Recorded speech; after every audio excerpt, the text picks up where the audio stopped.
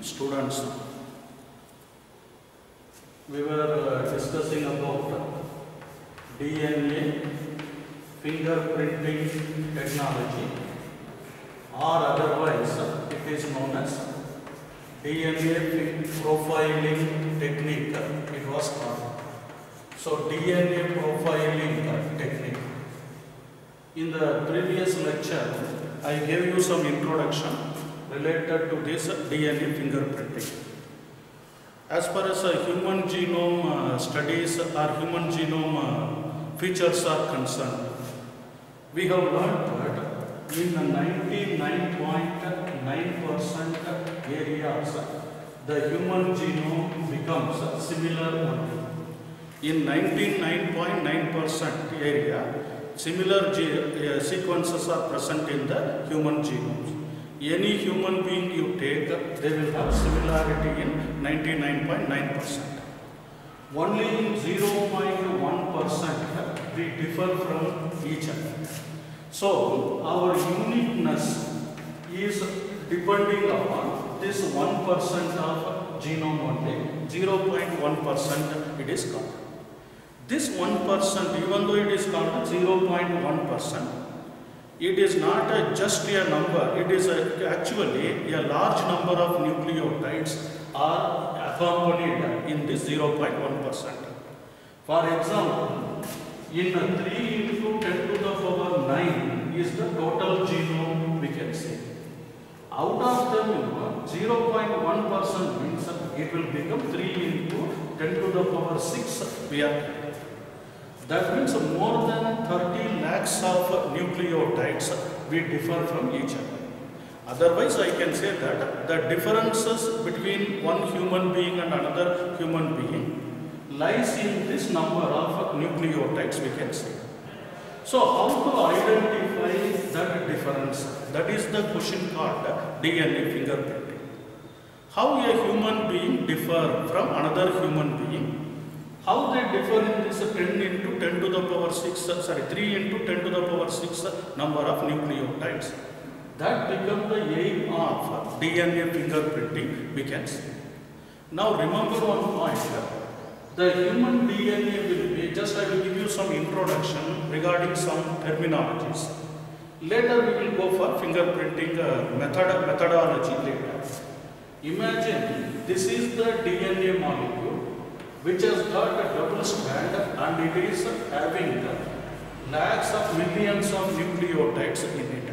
There are so many sequences we can see. In these sequences, if you study about human genome, we are telling here, there will be exons and there will be introns present. You know that these are called as exons, let us imagine. This is another exon, let us imagine.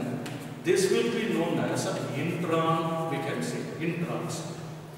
The exons are the expressible sequence.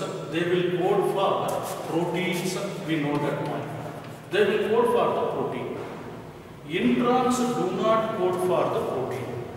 They will be simply present here, maybe for the sake of stability, or due to antique nature, or due to inheritance, they will be present. You see, in all the human beings, the exons will be same only. We have same gene, and we express same protein. That is what forming the 99.9% we can say. Similarity is there. But one interesting point is, introns do not code for any protein.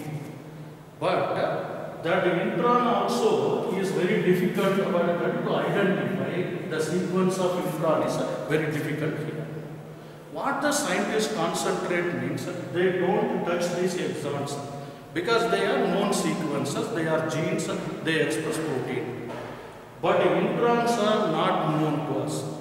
If you take the introns and analyze the study, you see, we are just focusing on a particular point. Since DNA molecule is a long chain of polynucleotide, it is not possible to compare every genome every time.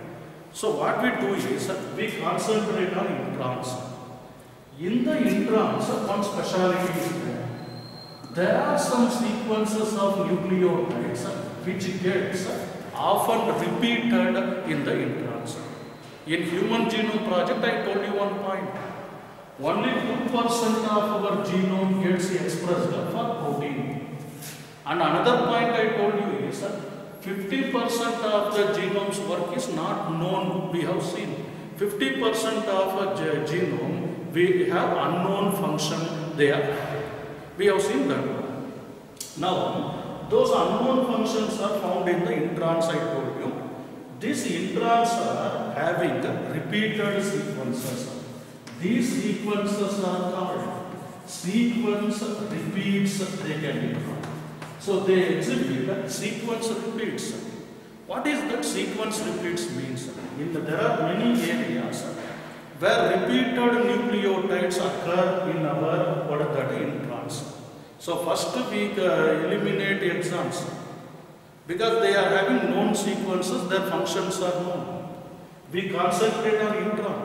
In the intron, we concentrate on sequence repeats now. Because introns will have many nucleotides again. Only 2% is coding for protein. Remember, 98% are introns only. So again going and studying about 98% is a tedious work. So in that intron, we concentrate on sequence repeats. I try to get this point. What is this sequence repeats means? In the intron region, there are some areas where nucleotides occur in repeated manner actually. For example, in some places of this intron, AG like that, it might be repeated for several times, several numbers here. They will be called as microsatellite areas. They are called as microsatellites. Remember, it may be 2 nucleotides repeated in many number, or it may be a group of 3 nucleotides repeated in many number. 4 nucleotides may join and repeat. Like that they will be going on. In some other areas what happens is repeats will occur with more nucleotides also. Try to get this point. More nucleotide means AGGC. This is 5-letter word we can say. This AGGC like that it will be going or it will be repeated. So there are 2 groups of sequence repeats. Some repeats are made up of only 2 nucleotides. Some repeats are made up of 5 to 10 nucleotides repeatedly occurring again. Such many nucleotide repeats, they will be called as mini satellites. Now remember this point, they are called mini satellites. Whether they are microsatellite or mini satellite, they are repeated sequences occurring in our intron region. You know already intron means they are non-coding sequence. They do not code for any protein. They do not express themselves in the individual, or they do not express phenotypically. When such introns are taken, they will exhibit a sequence repeats in them. Those sequence repeats may be made up of either 2 nucleotides or it may be made up of many nucleotides. They not only differ in the number of nucleotides, even they will differ in number of repeats from individual to individual. Try to get this point. This microsatellite and mini satellite will be individual specific. The number of AG repeats present in me need not be similar to the number of AG repeats present in another person. A third person need not have AG at all. He may have AC repeated. Another person may have CA repeated. So that repeats nature of depending upon number of nucleotides, depending upon the number of repeats, otherwise length of the DNA I can say.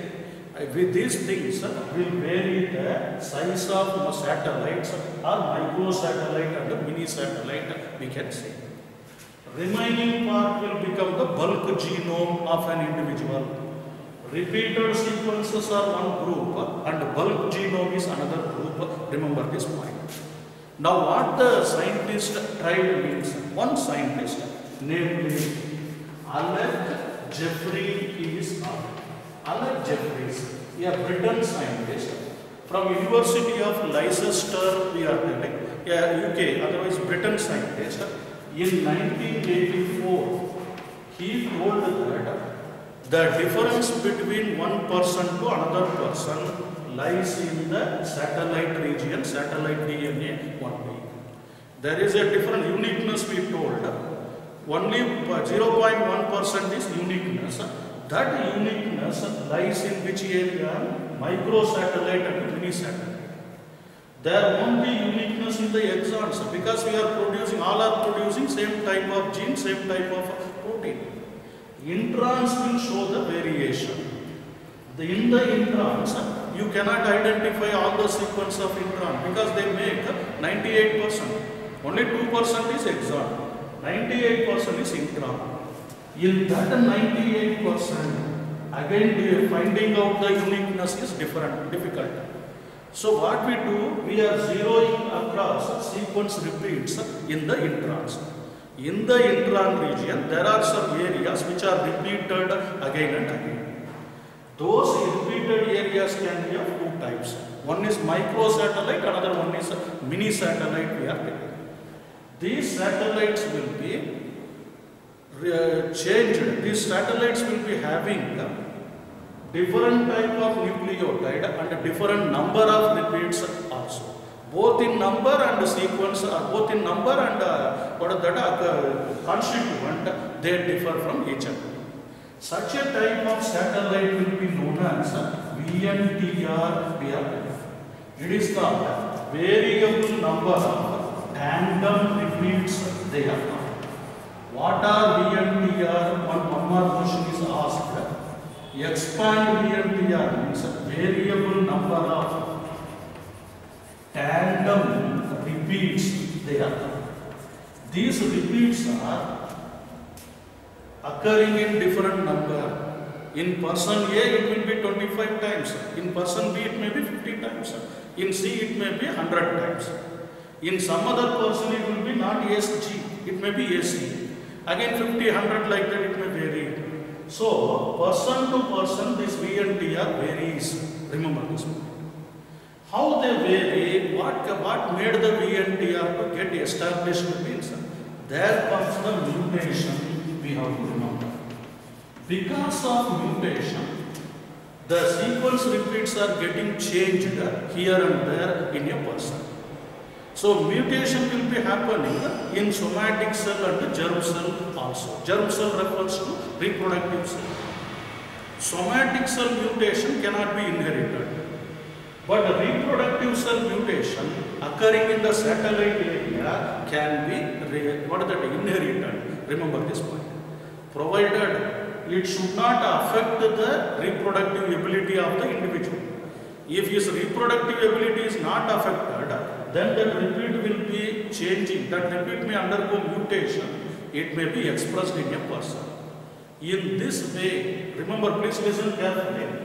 If any repeat is occurring for 0.1% in a population, suppose population refers to Gulbarga population, we can say, or any other place population. In a population, if that repeat is carried for 0.1% population like that means it will become an allele actually. So how alleles are formed? Because of the mutation happening in the genes only. Or it may be genic mutation or it may be intron mutation we can say. Exons will also undergo mutation. Remember, when exons undergo mutation, it is expressible, it could be identified. But when introns undergo mutation, it is not expressible. It will be there in the individual but not expressible.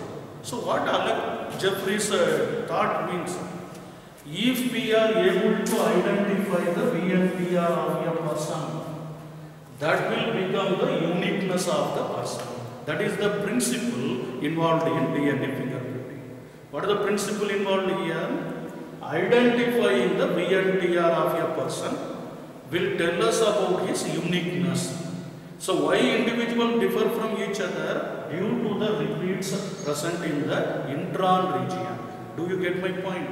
This is the DNA molecule. It has got exon and intron. Exons are similar. They don't undergo serious mutation. But introns are non-coding region. They form the main part of the DNA. In the introns, there are some areas, not the complete intron. There are some areas of the intron where you can come across sequence repeats. So repeated sequences are there.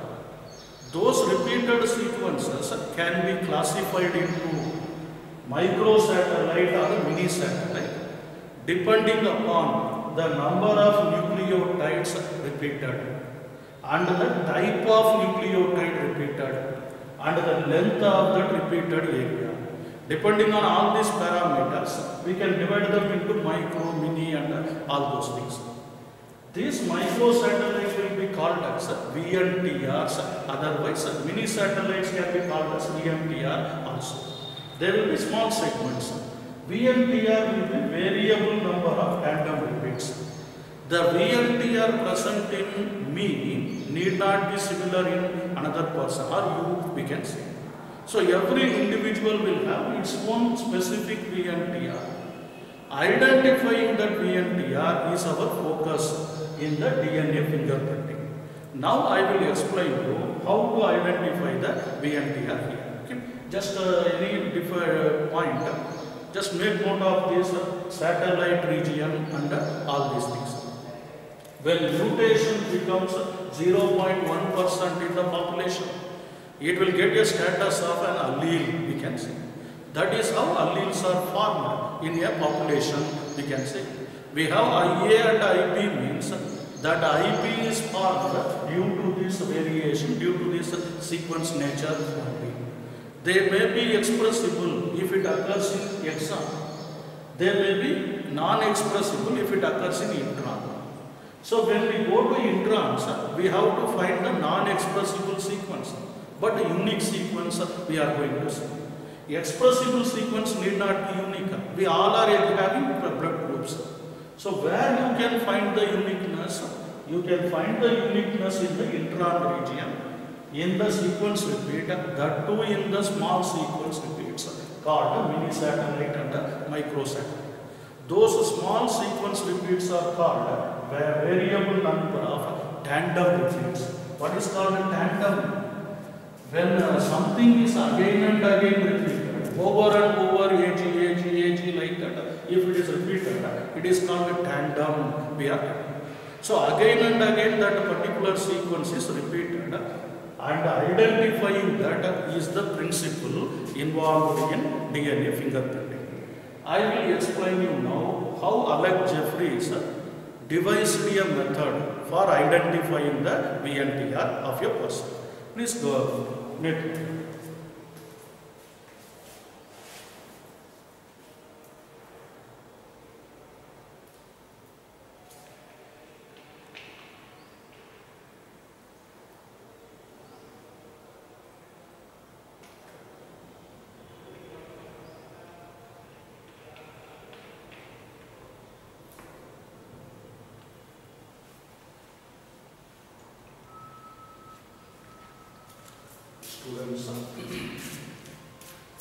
So, what is the technique developed by Alec Jeffreys for the identification of VNTR? Okay, that is the principle involved in DNA fingerprinting. That's what we are going to see here. It is also known as a DNA profiling, we can see. Now listen to me carefully. What are the steps involved here? The first step is extraction of DNA, we can see. The first step is the DNA which has to be profiled. It must be extracted. From any cell it can be extracted, if at all it has nucleus. So except RBC. You can take any cell or tissue of our body. From there you can extract the DNA molecule. You can isolate the DNA molecule. How we can isolate the DNA molecule? That cell has to be treated with a hypotonic solution so that it will burst open and release its nuclear content. That nuclear content or cell content will be undergoing centrifugation. By means of centrifugation, the DNA molecule can be separated actually. When you subject that DNA, otherwise what is that cellular content in a test tube for centrifugation. Already we have seen what is centrifugation. You are subjecting that content for RPMs like that, rotation per minute. What happens? Bulk DNA will be settling in the base like this. Bulk DNA, that means similarity having region like that. And those areas with the microsatellite, mini-satellite, they will form small bands here. These bands are called mini-satellite or microsatellite, we can say. This is the way of isolating the DNA or extraction of DNA. This method is done by centrifugation. Remember. Okay. After isolating the DNA, imagine you are taking one mini satellite area. You need not bother about bulk DNA. You are taking one mini satellite area. This DNA present in the mini satellite will be made into further small fragments here and there. It will be made into fragments. That is the second step. Second step is known as fragmentation of DNA. It can be called fragmentation of DNA.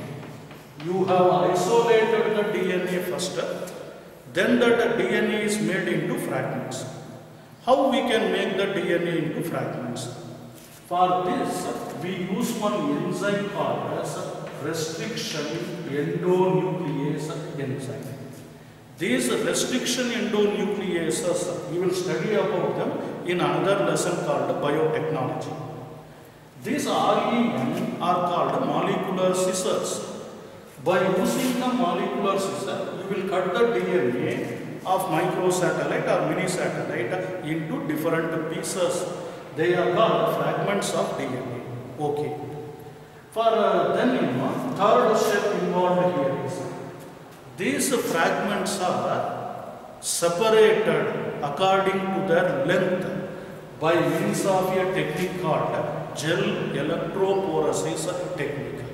I am explaining you the third step here.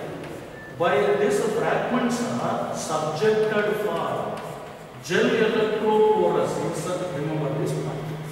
What is that gel electrophoresis? In a medium or in a container, you can take some agarose gel actually. Agarose gel will be taken in a container or in a tray or in a medium we can take. These DNA fragments will be added into that agarose gel in a place called DNA well we can see. What is the speciality of electrophoresis means? At one side, this gel electrophoresis is subjected to positive charge, positive electron. At another side, it will be subjected to negative electron.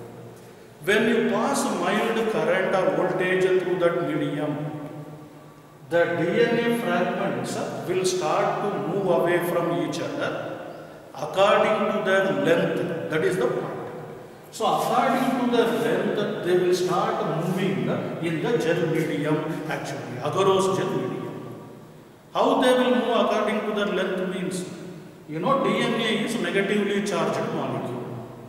That negatively charged DNA will be moving towards the positive electrode. But large sized fragments will remain here only, towards the negative side only. Small fragments will come closer to the positive charge because they are less weight. So according to their length, they will be separated in the medium.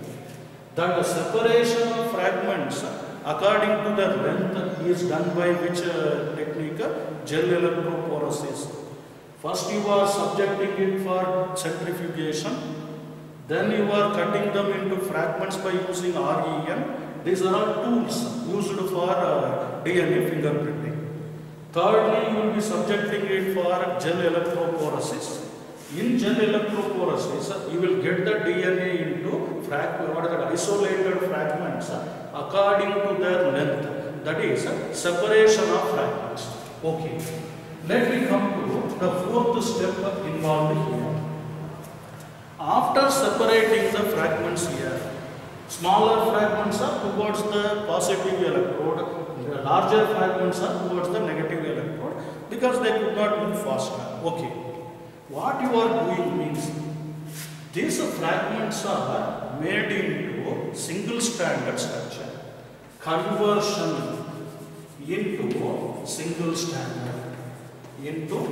stranded structure, that becomes the next step, I can say. The DNA fragments are made into single stranded structure.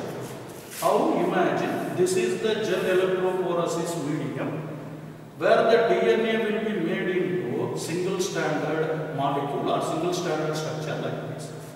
For making the DNA into single stranded molecule, what you have to do? You have to break the hydrogen bond. Please listen, REM can break the phosphodiester bond. For breaking the hydrogen bond so that you can get two separated strands. The strands of DNA fragments will be separated. For that you need alkali treatment. So next tool we are using here is alkali treatment. A very important point. By using alkali, the fragments are made into single strand. This step is not mentioned in your textbook also. But remember, we are getting single stranded fragments. What is the speciality of getting single stranded fragment? There will be exposure of nucleotides from these fragments actually. Is it or not? Nucleotide will get exposed. As we have seen the importance of separation during replication.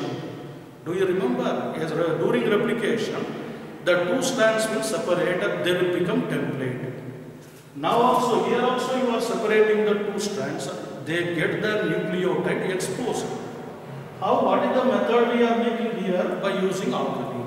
So by using alkali, the two strands of DNA fragments get separated. Okay, that is one thing. In the next step, very important step, the next one is southern blotting. It is called southern blotting. The name of the scientist called Southern, he introduced a new idea in the latest method. Southern blotting technique. What is that southern blotting technique means? You will use a nitrocellulose paper or otherwise nylon paper we can use, and it will be blotted over the gel electrophoresis actually. Imagine this is the gel electrophoresis medium where DNA are available in single strands. This is the nitrocellulose paper. I am just pressing the nitrocellulose paper and taking it. What happens now? All the DNA, single stranded DNA have been transferred into nitrocellulose paper. In the nitrocellulose paper now I am having DNA single strands. That is called southern blotting. You are blotting, you are transferring it by a phenomenon called adsorption. So the DNA isolated strands are adsorbed by nitrocellulose paper. Now all the DNA have been transferred to the nitrocellulose. In the nitrocellulose, they are just present in the small isolated segment. Why can't we do it in the beginning itself? We can ask. But for separation of DNA fragments, you need gel medium only. Directly you cannot separate them in the nitrocellulose paper. Nitrocellulose is meant for only blotting. Why that blotting helps? I will tell you. Listen to me carefully. Here becomes an important idea proposed by Alec Jeffreys.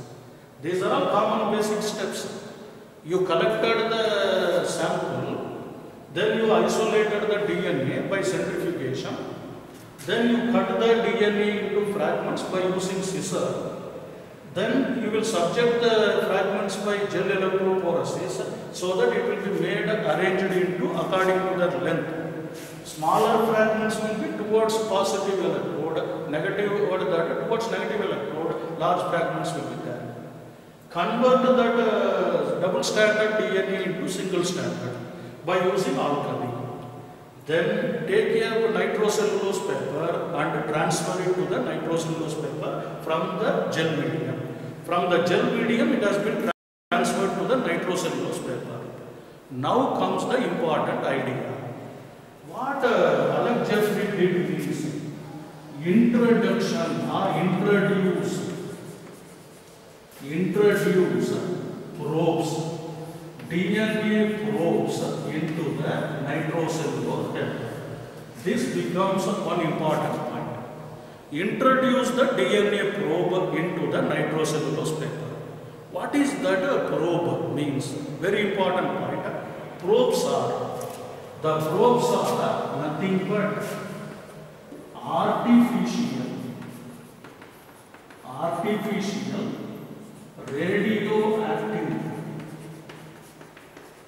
known sequence of DNA. So probes are nothing but artificially synthesized radioactive known sequence of DNA, that is called a probe, we can say. In laboratory condition, by using radioactive thymidine, by using radioactive adenine, by using guanine, cytosine, I can create radioactive strands here. Imagine these are radioactive DNA fragments. They are also varying in number and varying in sequence. Some of the fragments may have AG repeated for 10 times. Some of them may have AT repeated for 100 times. Some others may have GA for 250 times.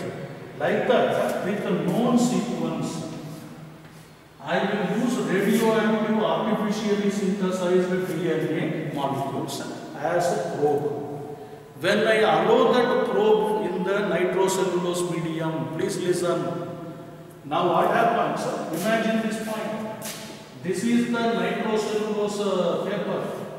Here my DNA fragments are here. Imagine. I do not know what is the sequence. I want to identify the sequence. That is called profiling.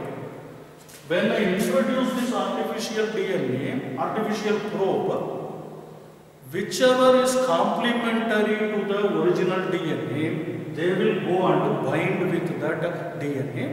They will form a radioactive band in this case. Please listen, I am introducing 5 radioactive probe.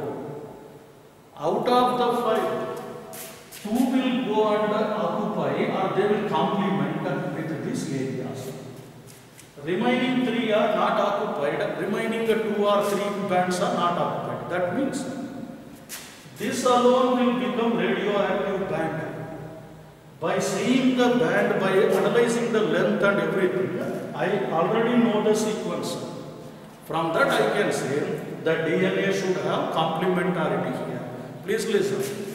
If my AG repeat go and occupy this part means, what is the meaning?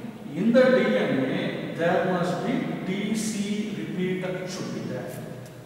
If my probe has AG 3 times, where it will go and bind? It will bind with the DNA fragment which has TC 3 times only. Do you get this point? It won't bind with any other DNA molecule. It will exactly bind with its own complementary part. This is how you are getting radioactive band. So what is the idea behind using the probe? Probes are having known sequence. By using known sequence, you are identifying unknown sequence of the DNA molecule. The DNA sequence I do not know. Just I isolated, then I transferred to the nitrocellulose paper. But when I use probe, automatically it will go and bind there and it will come there. You know, probes we are using in different areas also. For catching fish in the water, we use probe. There will be a hook, at the hook end, you know, there will be some small worm will be tied. That worm is called a probe actually. When you put that hook or when you put that stick with hook and worm in the water, fishes will come and bind there, they will come and occupy that worm. At that time they will entangle in that hook and we can catch the fish. That is the use of probe. Similarly here also, I do not know the sequence of the DNA, sample DNA. This DNA sample I do not know its sequence. By using my own artificially synthesized DNA probe, I can catch hold of them. I can just find out the complementarity there. By this method, we can identify the DNA band by means of autoradiography. You will subject that probe, radioactive probe or this band for autoradiography and you will get some conditions here. You will get a band here. This is the mechanism of DNA profiling. Remember. First point is extraction of DNA. 5-mark question often asked. DNA should be extracted from the sample. That sample will be anything which contain nucleus in it. That means except RBC. Fragmenting the DNA by REM. Then separating them by gel electrophoresis into fragment according to their length. Converting them into single stranded by using alkali. Why we should convert them into single strand? Then only their nucleotide will be exposed for study. Then Southern blotting, transfer them to the nitrocellulose paper. Then allow the DNA probes, introduce the probe. When probes are going there, they will go and match only with the complementary areas. So I am using the probe as artificially synthesized radioactive known sequence of DNA. They are known sequences for me, artificially produced radioactive nucleotide data. Such small probes are allowed to mingle with the DNA sample. They will bind only in the VNTR complementary to them. So I can identify the mini satellite VNTR by using my probe. Then by autoradiography, I will get the bands. Those bands can be analyzed and tell what is that fingerprint of the DNA fingerprint of the individual. Okay, students, lastly, we shall study about the applications of this DNA fingerprinting. How, sir, why it is useful for us? What is the purpose of identifying the VNTR? Isn't it? Applications of DNA fingerprinting. I will continue after few seconds. Just listen.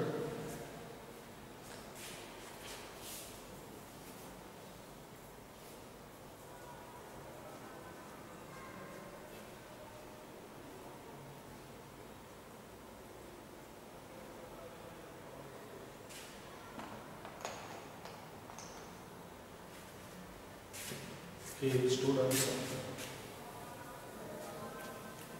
listen here.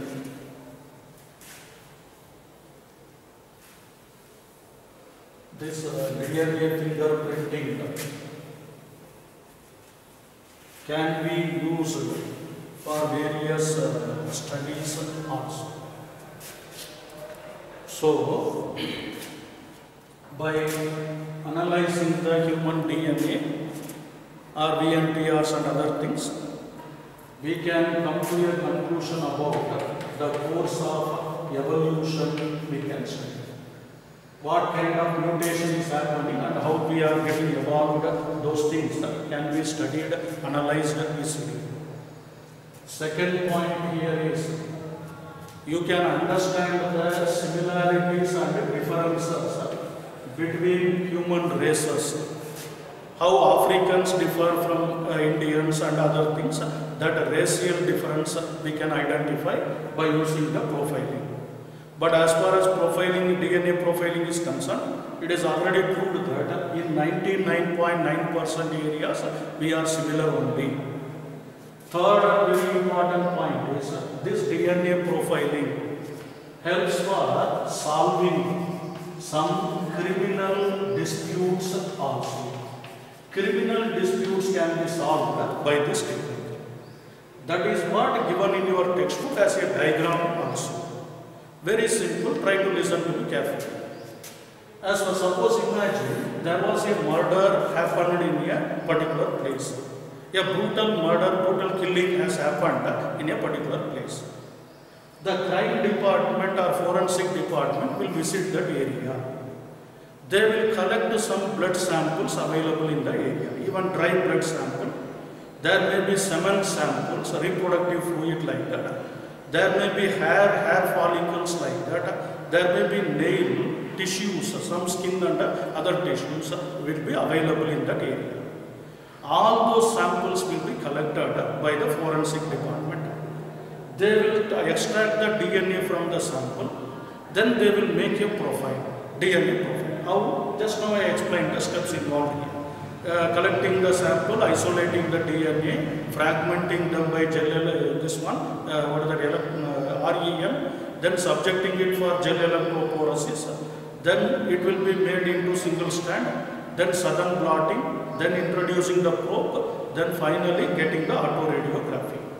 When you get the autoradiography of the sample, imagine this is the sample DNA from the crime site. From the crime site, we can say here.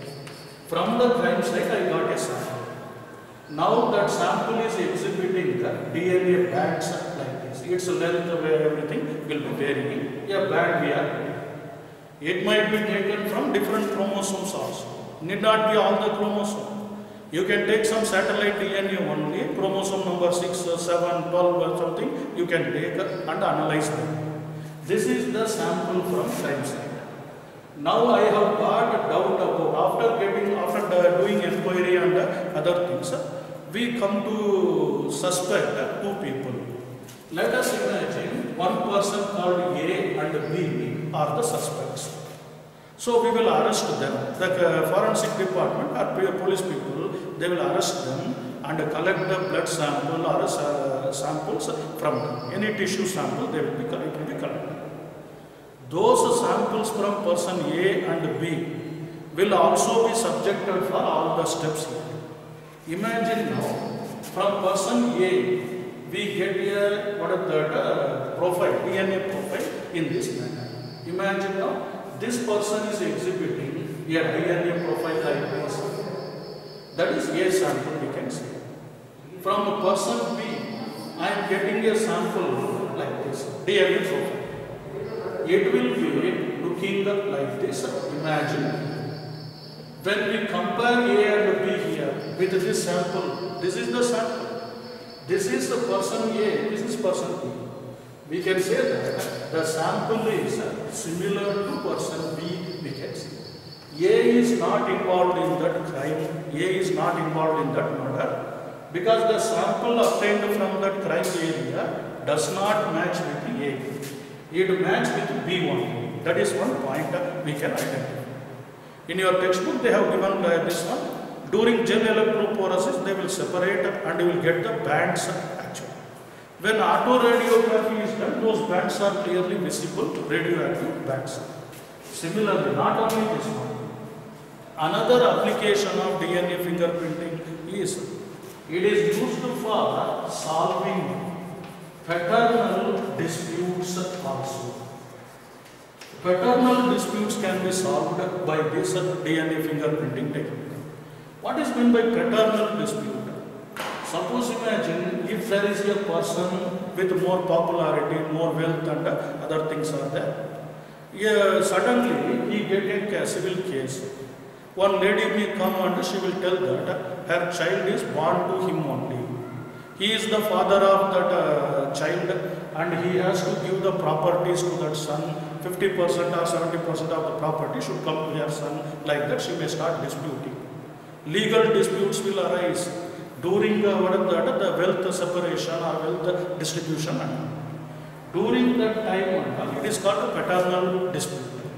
During that paternal dispute, the DNA samples of parents will be taken and the child will be taken. It will be compared. Usually, since we are inheriting the DNA from the parents, our gene will be, or our pattern will be almost similar to the parents' pattern. Except in the case of monozygotic twins. Remember this point. The twins formed from a single zygote, except them, everybody will have some dissimilarity. Only monozygotic twins will have similar DNA fingerprinting, DNA profiling. So, except monozygotic twins, you can say who is the parent, who are the parents, who are the children, just we can compare it easily. That is for solving the paternal dispute we are taking. Now, remember students, finally, lastly, one point here is for DNA fingerprinting or for DNA profiling, what is the basic principle we are using? It is called gene polymorphism. We are gene polymorphism. Gene polymorphism refers to mutation at molecular level. Otherwise, variation at molecular level is called as what is that? Gene polymorphism we can see. So, as I told you, when VNTR differs, when it becomes 0.1% in a population, it automatically becomes a what is that? Allele. It attains a status of allele. Because that 0.1% will be transferred among the population by sexual reproduction. Due to reproduction, that allele will get inherited. Small I allele will be inherited, IA will be inherited, IB will be inherited. They are all formed due to this gene polymorphism only. If they are expressible, they do not become the basis for DNA fingerprinting. Only in the non-coding region, we have to go for search for that DNA polymorphism. That gene polymorphism in introns or non-coding region will become the basis for DNA profile. So, what is the principle involved in DNA profiling? That is the gene polymorphism at the introns area. Okay, students, let me start with this. With this lecture, the lesson chapter number 6, molecular basis of inheritance, is completed. So, in molecular basis of inheritance, we started from the DNA structure. You may be recalling. Search for genetic material we have seen. Some point related to RNA world we have seen. Replication of DNA I told you. Transcription of DNA into mRNA like that. Then translation process. Then human genome project. And then what is that? DNA profiling. So many things we have seen. In addition to that, we have learned about genetic code also. Genetic code dictionary, everything. So let me start with this. This lesson is completed so far, okay, with this. And okay, chapter number 6 is completed. Let me continue later for any other chapter.